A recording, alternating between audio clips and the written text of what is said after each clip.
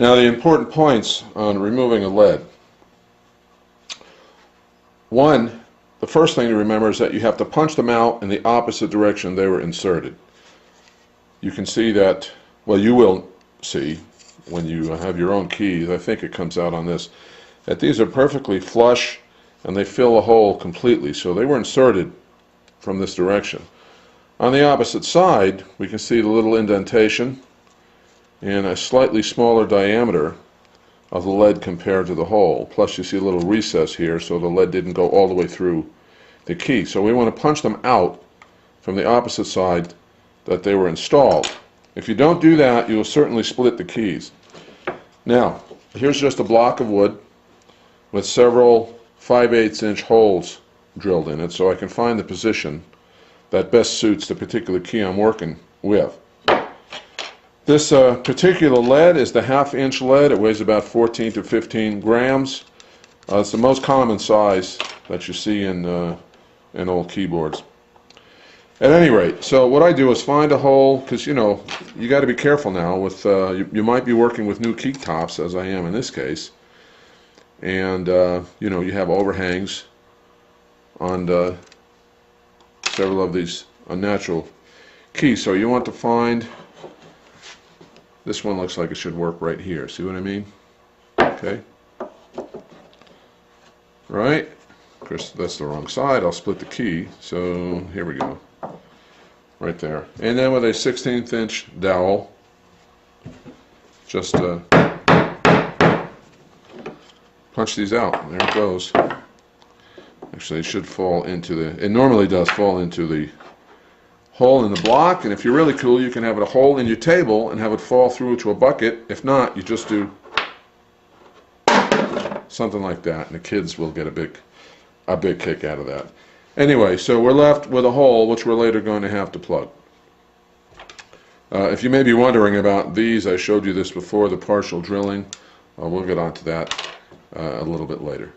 Alright, so that's the deal with pushing the weights out. Now, should you have an old key set where the backs are blind, in other words, the hole was only partially drilled, the lead inserted, and you can't get to them from the other side, why, then what you have to do, let's pretend this was in here, is drill a small pilot hole, try and center it, this one wasn't all that centered, completely through the lead, out the other side of the lead, and then what would be wood on this side.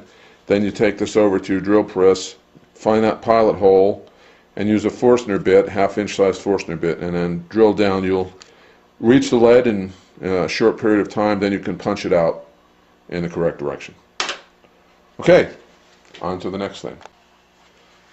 Here we are at the drill press to true up the holes. Now the holes in the original keys left by punching the leads out are not necessarily a true 1/2 inch or 3/8 or whatever. So we have to clean up these holes so that we can put the plugs in without splitting the keys.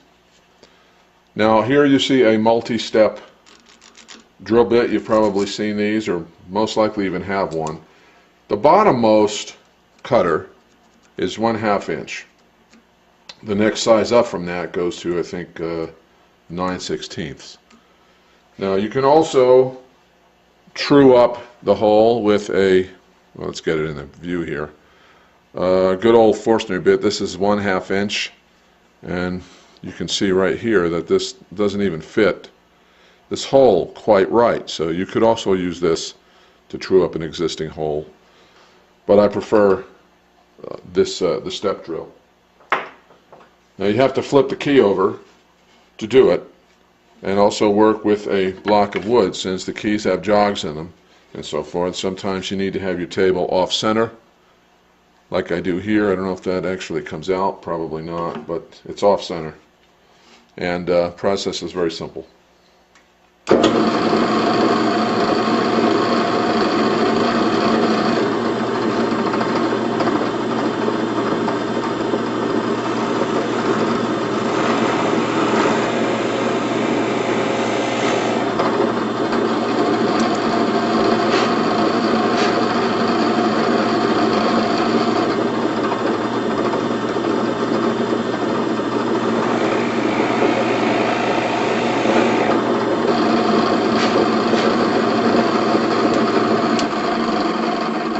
Okay, that's it. You have to repeat that process another 2,000 times. And it leaves a tiny ring as it started to approach the 9/16 inch size on the bit. I don't mind that at all. In fact, I kind of prefer it. Alright, so this is now ready for a plug, and we need to make another 7,000 plugs or so, and we'll be good to go.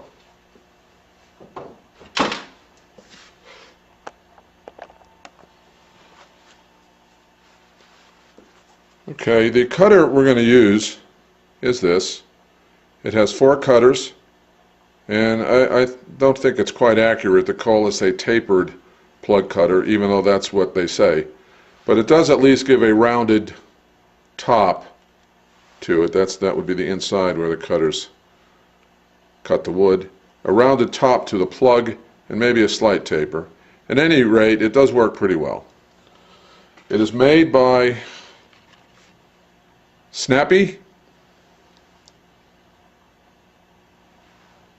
and as it reads, 1/2 inch tapered plug cutter. Not very expensive either.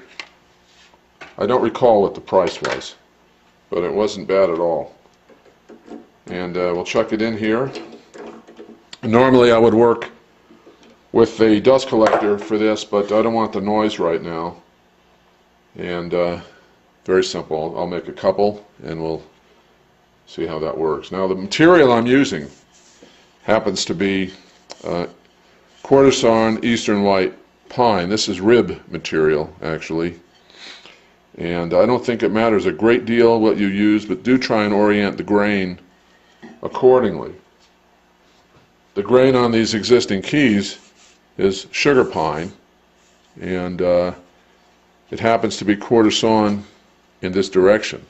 So I'm looking at the quarter-sawn face this way, and the quarter-sawn face of the plugs I'm about to cut likewise.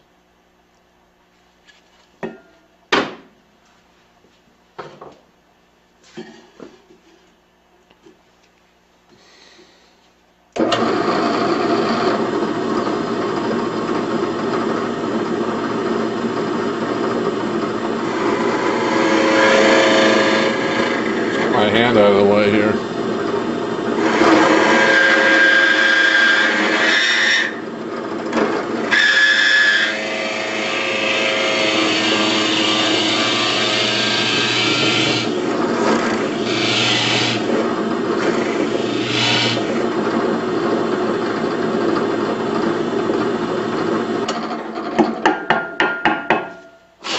Alright, that took twice as long as it probably should have, as I was trying to watch the camera at the same time.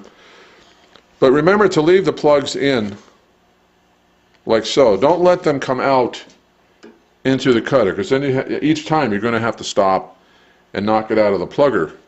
Well, that's not bad, the plugger. So what you do is they're still just connected to the base block, as you just take a little screwdriver like so, and then just pop them loose like that, and they're ready to fall out of the holes.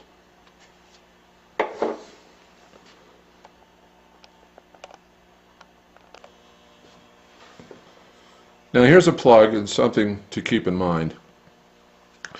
If you look closely, I think it'll come out. You can see that this side of the plug is a little higher than this side. So that tells me that that's the direction that I want to chisel in, so that I got a nice clean cut. I would avoid anything where you have to take these keys after they're plugged over to a sander or have to block sand them or something like that. If that's your choice, and maybe if you have many plugs you may have to go that route, but that's one operation I want to avoid, because I want to take care not to hurt the new ebonies and the new key tops. Okay, now out of the side of the camera is a hot glue pot going. I mean, you don't have to use hot glue, but I like it. Actually, these plugs fit so tight it's almost like you don't need it, but as a precaution I just want to swab the hole here. That's all. Put it down on a block of wood. Place it in there with the grain running in the same direction as the key. And then knock it down. And don't worry if it doesn't go all the way through the key. There we go. It's still, in my view, a professional job. So now, we'll do a bunch of these, then I will take them over to another station and plane these flush. All right, let's.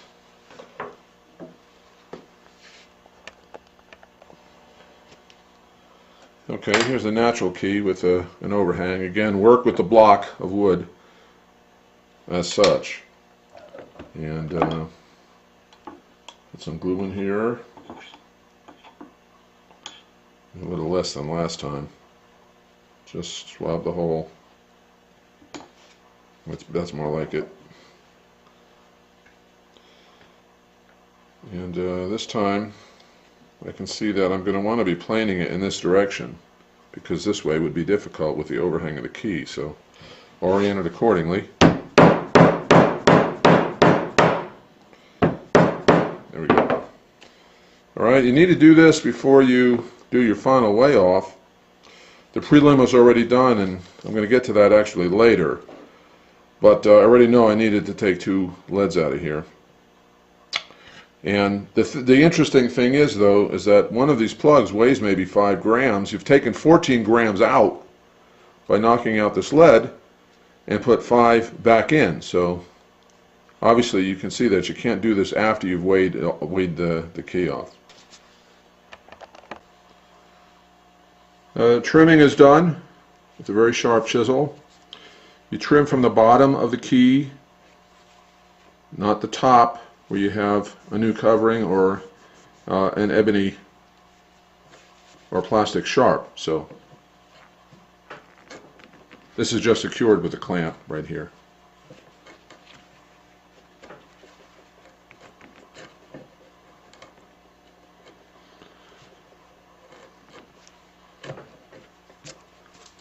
Watching the camera, I'm sure making this look clumsy.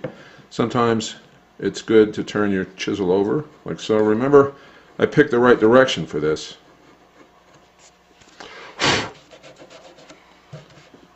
And that's all we really need to do. It's nice and flush and it looks nice and clean. If you wanted to go to the trouble, you could stain that. There's another one obviously to put in here. Let's put in the sharp we did.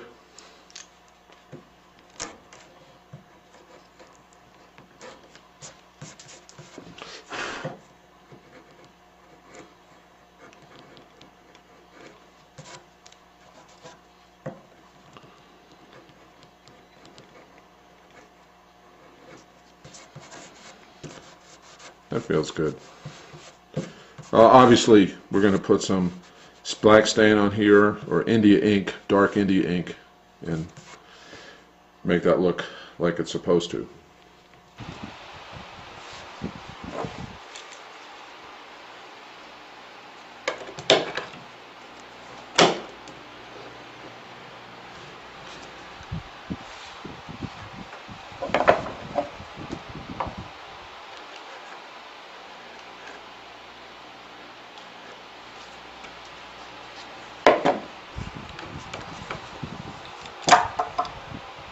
We're working with 1/2 inch leads pretty much exclusively through this keyboard.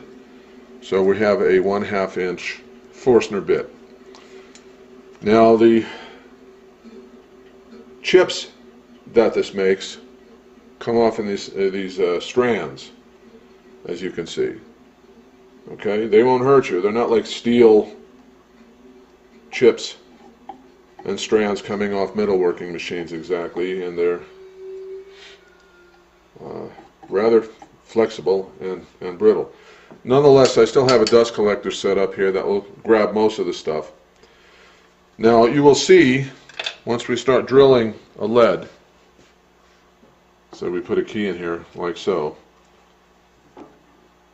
Alright, now I like to drill from the back side, where there is a slight indentation in the wood. This centers the Forstner bit quite well. But at the same time, it is in the wood by a little bit, and our program is interested in removing lead. So have your dial calipers with you. Let's say the amount of lead we want to move right here is, well, what is it actually on the second key? 190 thousandths worth, right? And I know that this indentation is 50 thousandths. Then I need to do a quick little math in my head. The 50 of space plus the 170 I need add up to the total amount that I want to take if I'm measuring from the wood down. I think you understand what I mean.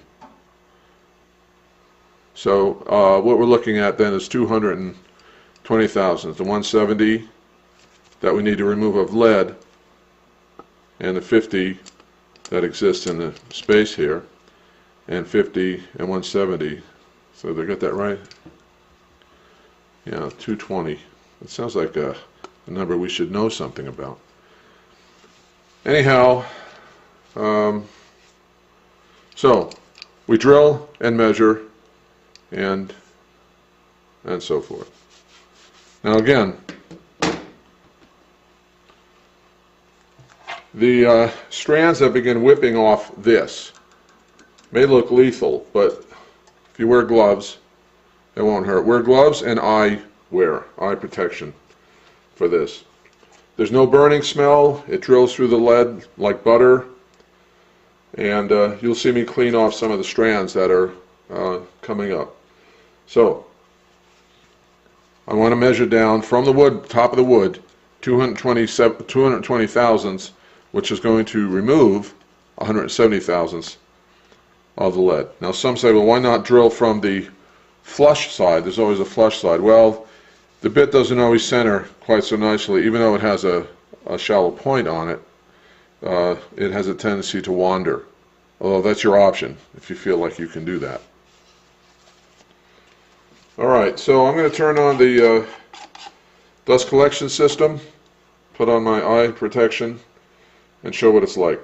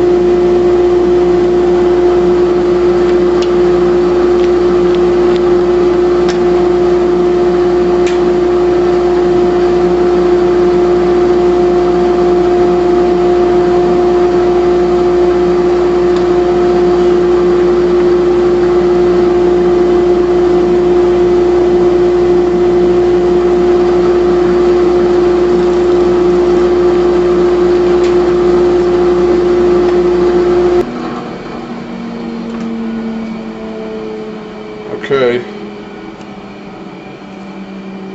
there's our 220,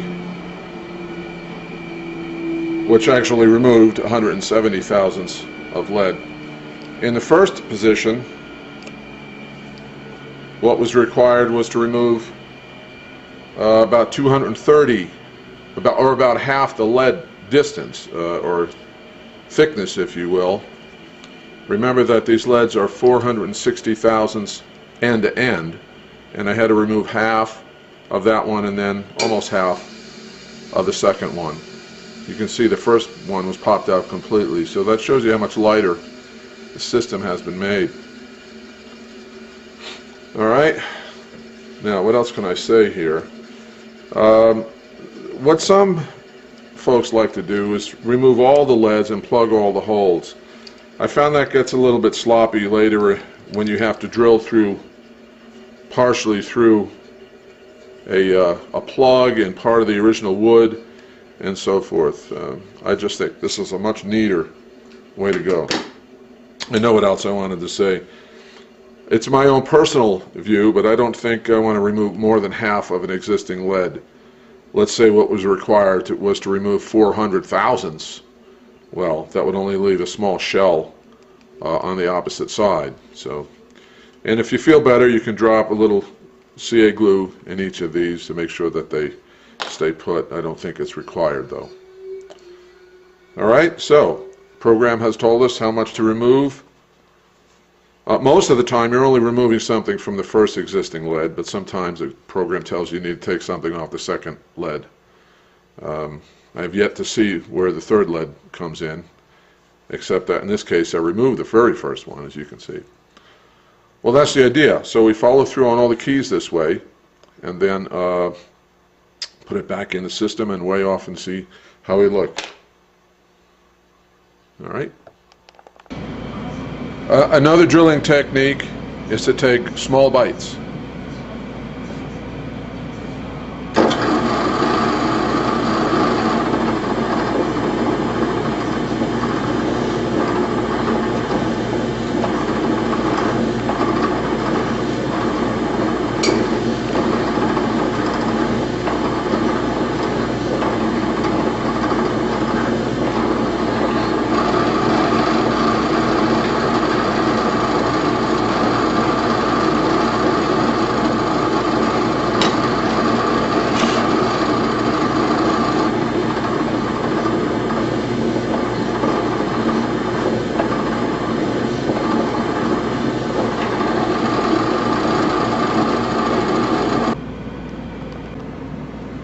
When you're drilling to add a lead, as I am on the back side of this key number 887, I like to go in 2 passes and flip it over.